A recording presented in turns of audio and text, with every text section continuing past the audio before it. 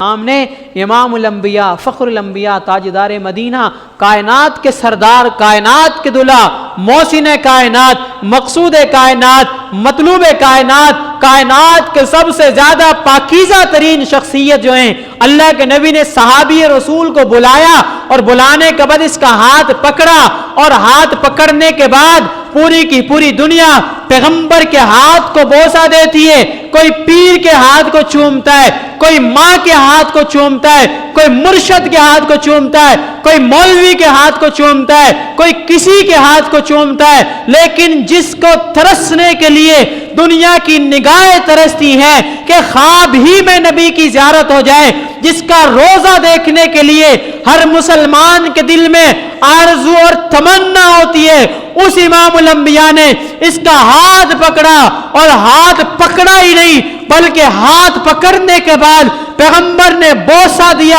اور ایک جملہ ارشاد فرمایا, القاسب حبیب اللہ. اور میری امت کے لوگوں, میں تمہیں مزدور کی, میں تمہیں محنت کرنے والے کی, میں تمہیں مزدوری کرنے والے کی, دیہڑی کرنے والے کی عظمت سمجھانا چاہتا ہوں کہ میں اس کا ہاتھ کا بوسہ دے رہا ہوں. اور ساتھ جملہ ارشاد فرمایا, القاسب حبیب اللہ. محنت کرنے والے کو کبھی چھوٹا نہ سمجھنا, وہ اللہ کا دوست ہے. یہ جو مزدوری کرنے والے ہوتے ہیں یہ اللہ کے دوست ہوتے ہیں. گھر گئے, جا کر جتنے مزدور تھے ان کو سامنے دسترخوان لگایا اور خود ان کے ساتھ بیٹھ کر کھانا کھایا, اور کھانا کھانے کے بعد کہا کہ تم میرے ساتھ بازار چلو.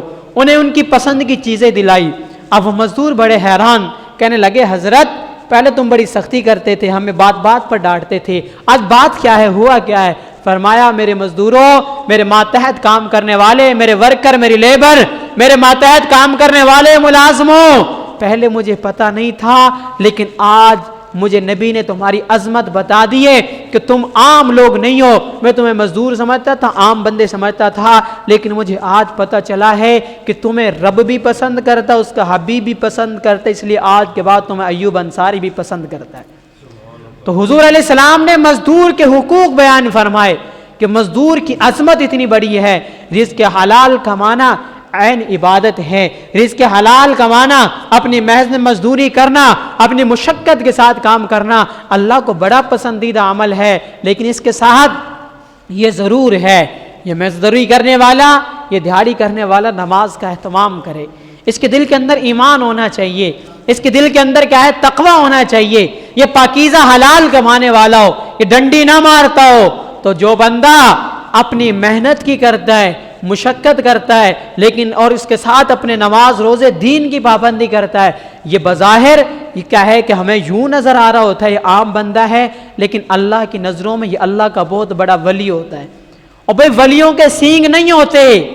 یہ ضروری نہیں ہے کہ ولی وہی ہوگا جس نے بڑی پگڑی پہنی ہوگی, جس کے ہاتھ میں بڑے مٹکوں والی تسبیح ہوگی, یا جس نے جبہ پہنا ہوگا, اس کے ہاتھ میں عصا ہوگا, وہ دم جھاڑا کر رہا ہوگا, پھونکے مار رہا ہوگا.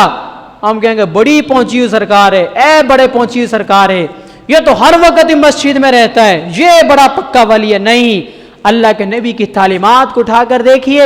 اللہ کے نبی فرما رہے جو بندہ نماز روزے کا اہتمام کر رہا ہے اور وہ کیا ہے مستری کے پیچھے کام کر رہا ہے, اپنے فصل کی کٹائی کر رہا ہے, اپنی محنت مشقت